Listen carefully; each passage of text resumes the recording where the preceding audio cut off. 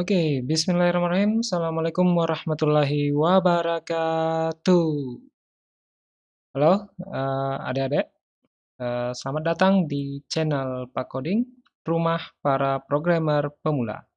Ya, jadi ini adalah video pembahasan mengenai tipe data dasar ya, yang ada di modul pembelajaran interaktif atau Mobilin, algoritma dan pemrograman dasar.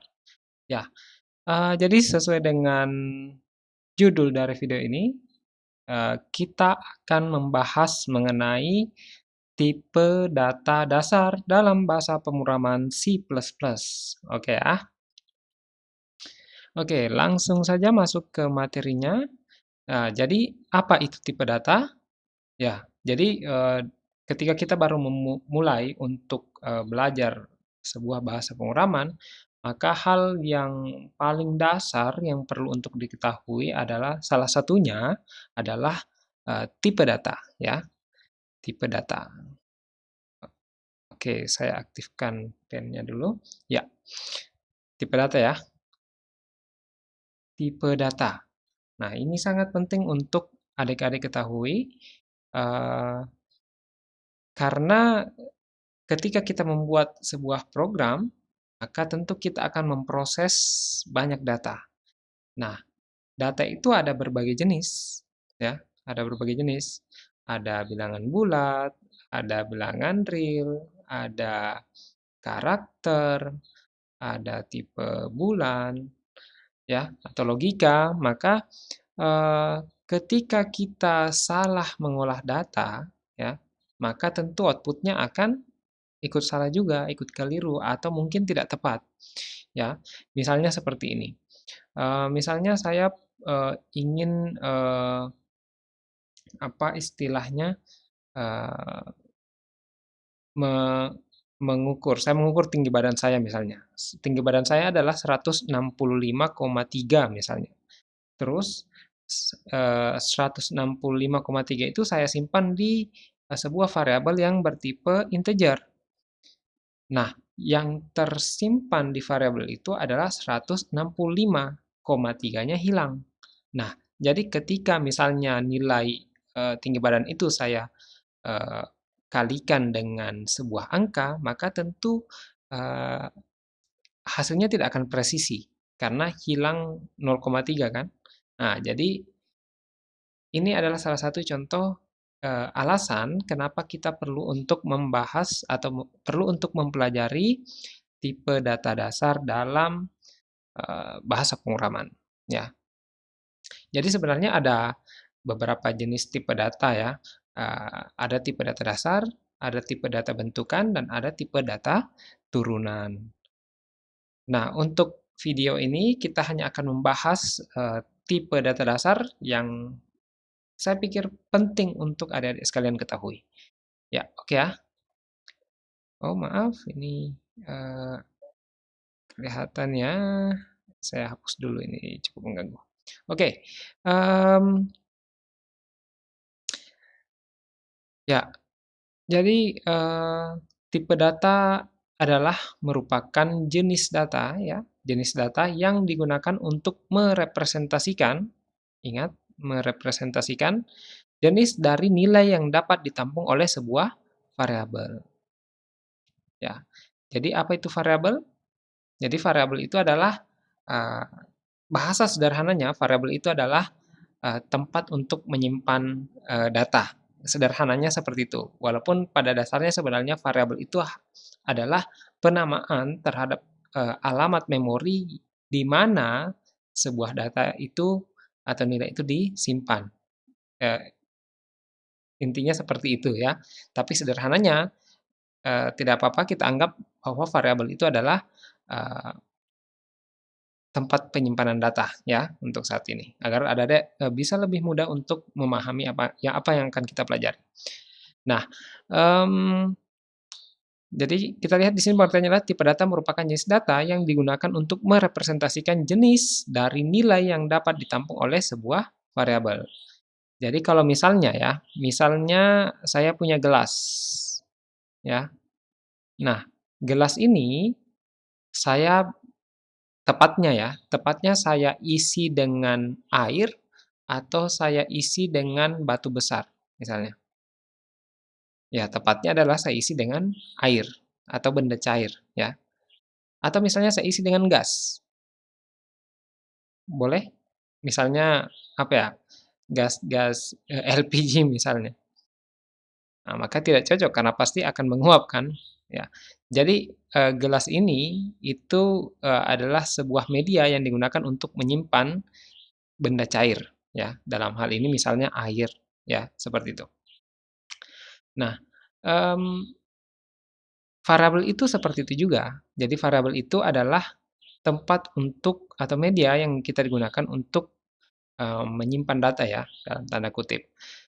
Nah, sebuah variabel itu juga harus ditentukan terlebih dahulu tipe datanya, sehingga kita dapat menyimpan data, data dengan tipe data yang tepat sesuai dengan tipe data dari variabel tersebut. Nah, untuk, pengantar ya, jadi di sini saya sudah melampirkan sintaks ya, ada sintaks ini. Jadi, ini adalah sintaks untuk mendeklarasikan sebuah variabel berikut tipe datanya. Jadi ingat sintaks itu adalah, aturan penulisan ya. Kalau dalam bahasa Indonesia itu, ini, pasti kalian pernah belajar ini, belajar SPOK ya, subjek, predikat, objek, keterangan. Itu kan, tidak boleh terbalik-balik kan. Nah, sama dengan bahasa pemrograman, di dalam bahasa pemrograman itu ada yang seperti SPOK itu, yang kita sebut sebagai sintaks. Nah, untuk mendeklarasikan sebuah variabel, maka di depannya harus, dituliskan tipe data dari variabel ini ya. Jadi variabel ini adalah tipe data dari, nama, dari variabel ini ya. Misalnya integer A, oke? Jadi integer itu adalah tipe datanya, A itu adalah nama variabelnya. Nah, di sini titik koma. Jadi ingat harus selalu diakhiri dengan titik koma. Setiap baris perintah harus diakhiri dengan titik koma dalam bahasa C++, ya. Nah, sintaks yang kedua, kita juga bisa langsung, menginisialisasikan nilai bersamaan dengan, pada saat kita mendeklarasikan sebuah variabel berikut tipe datanya. Nah, kalau di atas kan hanya mendeklarasikan variabelnya, sedangkan kalau yang ini, itu kita mendeklarasikan variabel berikut, kita juga menginisialisasikan nilai ke dalam variabel ini. Misalnya, integer B, ya. Maaf, di sini sama dengan misalnya 5. Artinya, variabel B ini dideklarasikan dengan tipe data integer, artinya variabel B ini dapat menampung tipe data integer. Nah, kemudian nilai 5 ini yang merupakan integer itu ditugaskan masuk ke variabel B. Sehingga variabel B ini, ya, saya beri gambaran seperti ini adalah variabel B itu berisi nilai 5, ya.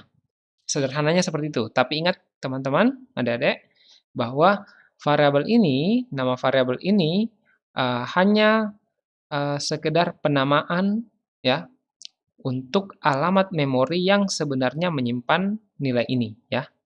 Jadi ingat. Jadi variabel itu adalah penamaan alamat memori. Oke, saya rasa adik-adik sudah paham dengan tipe data ya. Lanjut.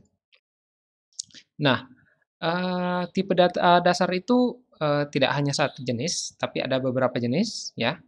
Kita masuk yang pertama adalah tipe data integer. Oke? Apa itu tipe data integer? Jadi tipe data integer atau tipe data bilangan bulat, ya, digunakan untuk merepresentasikan data numerik yang berupa angka bilangan bulat. Bilangan bulat itu yang mana? Yang mana bilangan bulat? 1? Ya, bilangan bulat. 2,5, apakah ini bilangan bulat? Bukan. Huruf A, apakah ini bilangan bulat? Bukan. Minus 2, apakah ini bilangan bulat? Betul, ini bilangan bulat. Ya. Minus 3. Ya, betul. Ini bilangan bulat. Kemudian 7 misalnya, ini juga bilangan bulat. 100, ini juga bilangan bulat. Jadi, saya rasa adik-adik pahamlah mengenai bilangan bulat ya. Jadi intinya, integer itu adalah tipe data dari bilangan bulat. Nah, secara umum untuk menggunakan tipe data ini cukup dengan menggunakan keyword int ya. Int adalah singkatan dari integer. Nah, kalau kita mengingat sintaks tadi, maka misalnya kita akan mendeklarasikan sebuah variabel bernama usia, ya. Maka di depannya harus, usia ini kan menampung misalnya usia dalam bentuk bilangan bulat ya. Berarti kita mendeklarasikan variabel ini, di mana di depannya kita tempatkan variabel tipe data integer. Sehingga dengan begini variabel usia itu dapat menampung bersifat ya, variabel usia ini, dapat menampung nilai bertipe integer. Nah, kalau yang di bawah ini misalnya contohnya adalah variabel, nama variabelnya adalah berat badan, tipenya integer, sehingga ketika kita menginputkan nilai 65, maka nilai 65 ini yang merupakan bilangan bulat dapat masuk ke variabel berat badan, ya. Kenapa? Karena variabel berat badan itu bertipe integer, sama dengan nilai yang disimpan ini. Oke? Nah, ini yang saya jelaskan tadi. Kemudian yang mungkin perlu diketahui adalah, tipe data integer itu sebenarnya ada banyak jenis lagi jika ingin kita spesifikasikan, ya.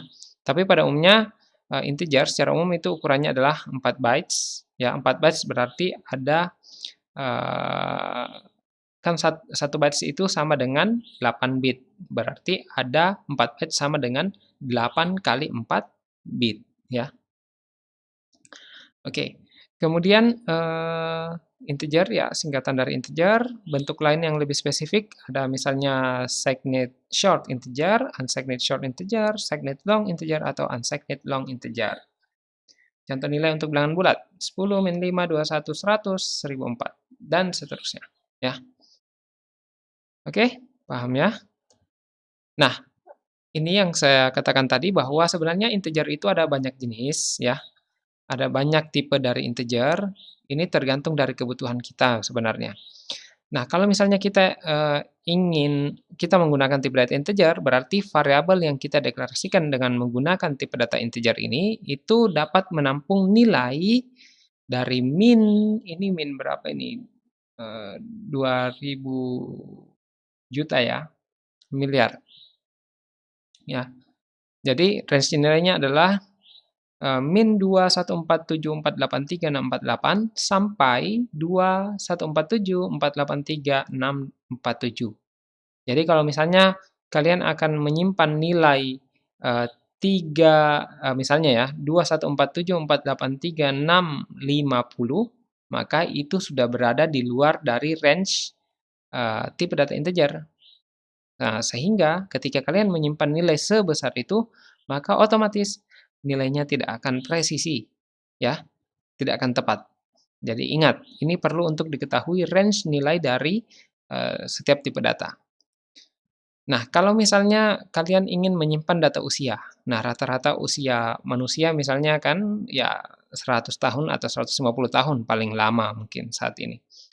Nah, jadi tipe data yang tepat yang dapat kalian gunakan adalah tipe data sebenarnya ya, yang paling tepat adalah unsigned short integer, ya.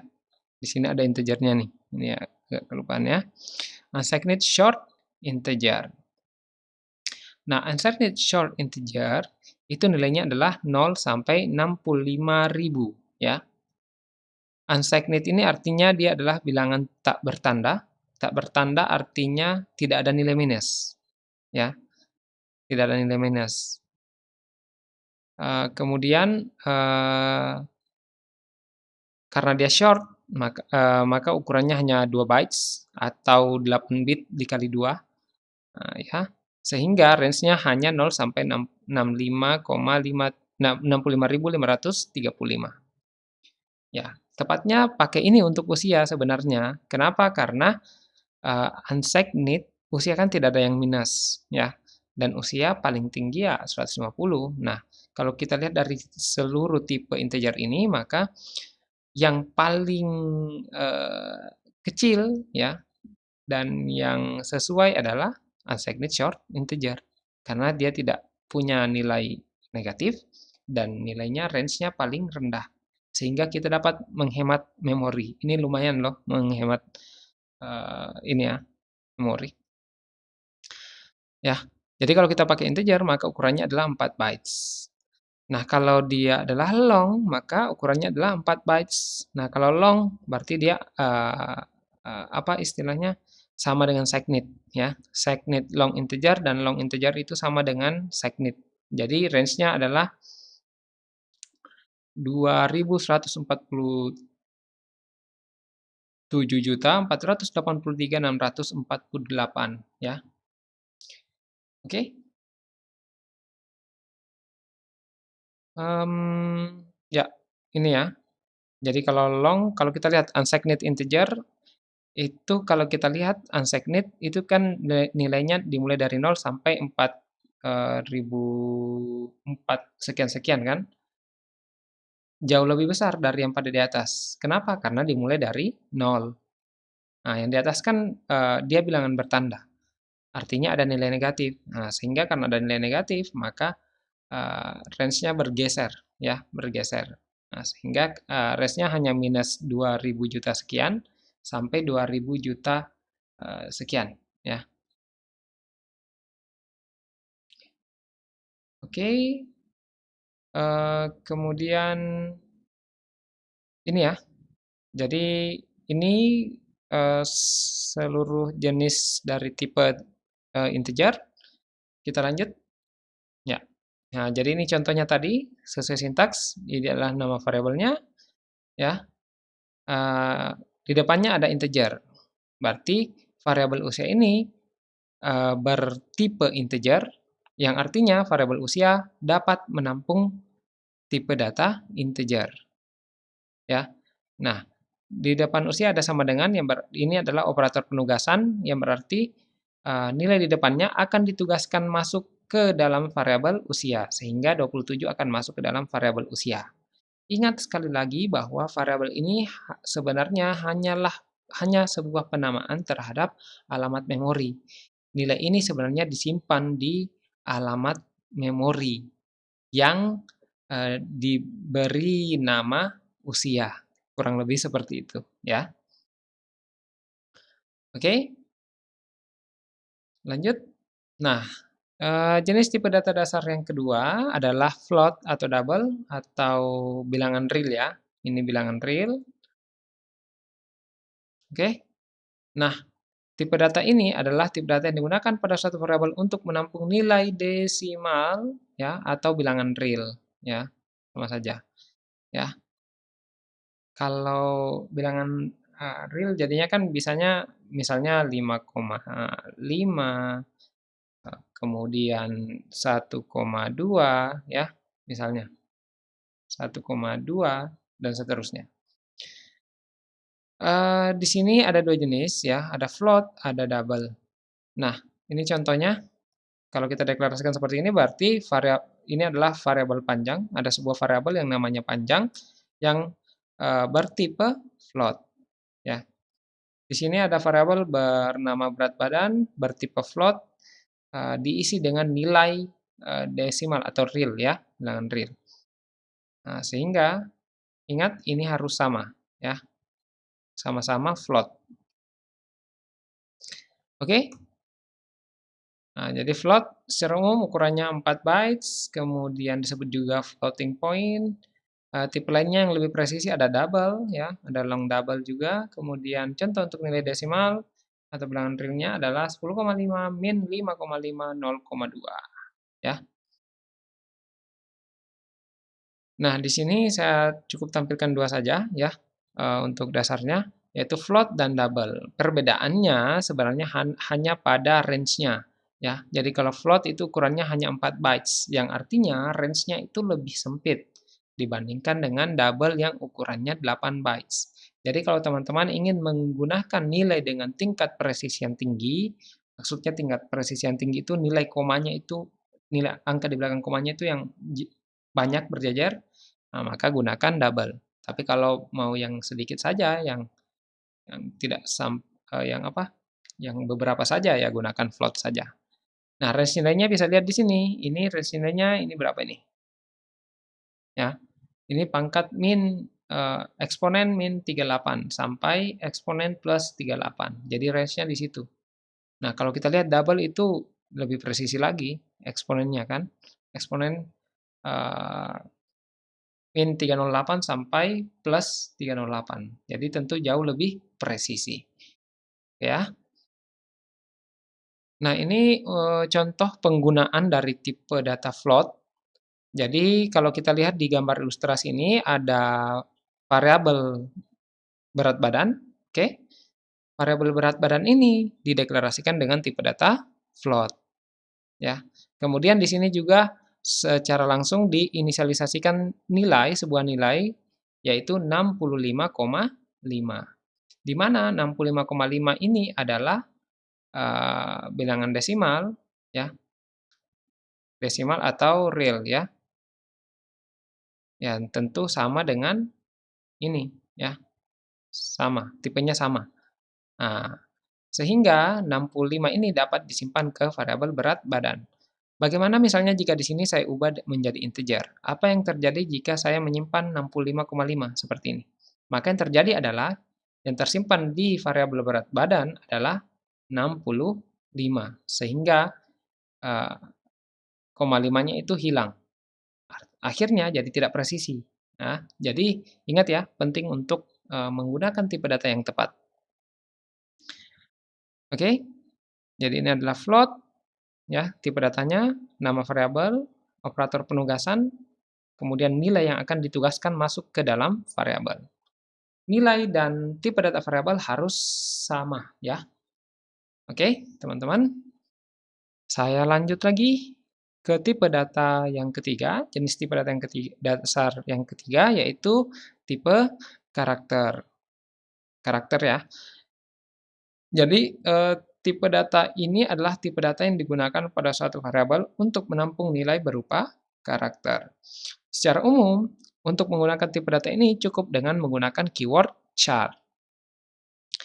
Ya, sama sintaksnya sebelumnya. Ini adalah nama variabel, ini adalah tipe datanya. Artinya variabel ini dapat menampung nilai bertipe char. Ini adalah nilai MK. Nilai MK ini bertipe char, sehingga nilai char ini dapat masuk ke variabel nilai MK. Ingat, bahwa nilai char itu selalu diapit dengan tanda petik 1. Ya, harus diapit dengan tanda petik 1. Apa bedanya misalnya seperti ini? 1 dengan 1. Apa perbedaannya? Nah, kalau ini adalah integer. Kalau ini adalah karakter. Ya. Jadi jangan bilang kalau misalnya di sini adalah 1, kita ganti dengan 1, seperti ini, terus ini adalah integer. Bukan. Karena kalau dia diapit dengan tanda petik 1 ini, maka kutip 1 ini ya, maka ini akan dianggap sebagai sebuah karakter. Oke? Paham ya? Jadi ingat, karakter itu akan selalu diapit oleh tanda petik 1, ya. Oke, char ukurannya adalah ya 1 bytes. 1 bytes berarti 8 bit. Oke. Kemudian disebut juga dengan karakter. Nilai karakter harus diapit dengan tanda petik 1, ya. Contoh untuk nilai char misalnya A, ini lihat perhatikan tanda petiknya ya. A besar, tanda seru, 10. Oke? Ya. Lanjut. Nah, ini adalah tipe data karakter ya. Ada beberapa sebenarnya, tapi yang paling umum digunakan sih sebenarnya adalah tipe char ini. Ya, jadi di sini ada unsigned char juga, ada signed char juga ya. Sebenarnya ini signed char dengan char itu sama ya. Karena char itu adalah signed ya. Di sini hanya kalau ditulis dengan secara spesifik signed char sebenarnya ya benar juga. Tapi Sederhananya tulis char saja. Kalau cuma tulis char berarti itu sudah menandakan bahwa tipenya Segnet atau bertanda. Ya. Kalau unsigned char berarti dia bilangan tidak bertanda. Artinya nilainya 0 sampai 255. Artinya karakter yang dapat ditampilkan atau ditampung itu lebih mewakili karakter yang di sisi positif ya. Jadi kalau teman-teman mau memahami tipe char ini silahkan buka tabel ASCII ya, tabel ASCII. Oke. Kemudian ada white char. Nah, ini range-nya jauh lebih besar lagi ya. Jauh lebih besar. Tapi yang paling umum kita gunakan adalah char ini. Nah, contohnya misalnya kalau kita gunakan tipe ini, misalnya di sini kalau di gambar ilustrasi bisa kita perhatikan, kita sudah mendeklarasikan sebuah variabel nilai MK, tipe datanya adalah char, ya. Tipe datanya adalah char, artinya variabel nilai MK ini bertipe char. Dia dapat menampung char. Nah, kemudian di sini diberi operator penugasan, artinya nilai di depan operator penugasan ini akan ditugaskan masuk ke dalam variabel ini. Nah, ini tanda petiknya, lihat ya, berarti A ini adalah karakter. Sehingga karakter ini dapat disimpan di variabel nilai MK yang juga bertipe char. Ini harus sama dengan ya, tipenya char. Ya. Oke. Tipe data dari variabel ini ada yang clear sedikit ya. Jadi ini tipe data dari nilai MK. Oke. Ya. Variabel nama di sini nilai ya, nilai MK. Oke. Ya. Jadi nilai MK bertipe data karakter yang berarti bahwa variabel nilai MK ya. Ini ada typo sedikit di sini, nilai MK itu menampung nilai dalam bentuk karakter ya. Ya, oke. Kemudian yang terakhir adalah tipe data boolean ya, bulan. Jadi tipe data ini adalah tipe data yang digunakan pada suatu variabel untuk menampung nilai logika benar atau salah. Benar itu true atau salah itu false. Ya. Jadi secara umum untuk menggunakan tipe data ini cukup dengan menggunakan keyword bool ya. Misalnya di sini ada variabel gagah, kita deklarasikan dengan tipe bool. Kemudian gagah misalnya ya ini kita inisialisasikan nilai true.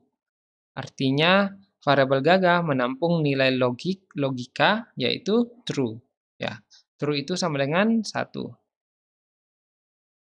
Sedangkan false itu sama dengan 0 ya. Jadi nilai-nilai yang akan ditampilkan itu 1 dengan 0, bukan true or false.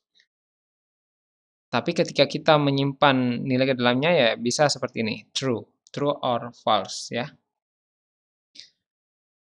Jadi bool digunakan untuk menampung nilai benar atau salah ya. Ini sudah paham nih. Kemudian nilainya hanya 2 yaitu true atau false ya. Ini disebut juga dengan bulan atau tipe logika. Nah, bulan ini ukurannya 8 bit ya atau 1 bytes. Nilainya yaitu ya kalau bukan true ya false. Oke, ya itu saja ya. Nah, ini untuk penggunaan tipe data bool, misalnya gagah tadi, variabel gagah, kita deklarasikan dengan tipe data bool, artinya variabel gagah dapat menampung nilai bulan, ya, atau logika. Nah, di sini misalnya nilai true ditugaskan masuk ke variabel gagah, sehingga gagah akan berisi nilai logika yaitu true, ya. Oke? Jadi bool dan true ini harus sama tipenya, yaitu sama-sama bool. Ini bool, ini tipenya bool, ya. Oke, ya. Oke, jadi itu yang bisa saya jelaskan mengenai tipe data dasar dalam bahasa pemrograman C++. Jadi teman-teman ingat sangat penting untuk mengetahui jenis tipe data dasar ya. dalam bahasa pemrograman, dalam mempelajari pemrograman karena uh, ketika kita nanti membuat program, ya program yang jauh lebih kompleks, maka itu tentunya kita akan banyak memproses data.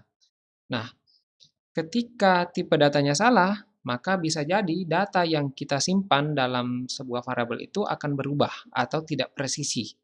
Nah, kalau datanya dari awal sudah tidak presisi, maka ketika diproses, nilai ketidakpresisiannya itu atau ketidaktepatannya akan semakin besar.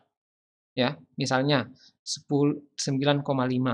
Tapi kita menyimpannya di variabel integer, sehingga yang tersimpan hanya 9. Yang kemudian sebenarnya variabel ini, variabel yang integer ini kemudian akan dikalikan dengan 10. Berarti kan jadinya hasilnya adalah 90. Padahal seharusnya kan adalah 9,5 dikali 10 kan. Bayangkan betapa banyak nilainya yang terbuang sehingga tidak presisi. Oke, jadi sangat penting untuk mengetahui jenis dari tipe data dasar. Jadi jangan disepelekan masalah tipe data dasar ini ya. Jadi adik-adik harus menguasai tipe data dasar ini. Oke. Kemudian untuk variabel, jadi ingat variabel itu adalah bisa kita katakan untuk memudahkan adik-adik memahami, bisa kita katakan sebagai tempat untuk menampung suatu nilai ya. Tapi sebenarnya variabel itu adalah penamaan terhadap alamat memori di mana suatu nilai disimpan ya. Tapi untuk lebih mudah memahami, silakan adik-adik mungkin ya bisalah dikatakan bahwa variabel itu adalah tempat untuk menampung data sementara ya atau nilai sementara. Oke. Jadi saya harap adik-adik bisa lebih mudah untuk memahami apa yang saya jelaskan dan dapat lebih mudah memahami bacaan yang ada di modul pembelajaran interaktif mata kuliah algoritma dan pemrograman dasar. Oke, itu yang bisa saya jelaskan. Terima kasih atas perhatiannya. Saya akhiri. Wabillahi taufiq wal hidayah. Assalamualaikum warahmatullahi wabarakatuh.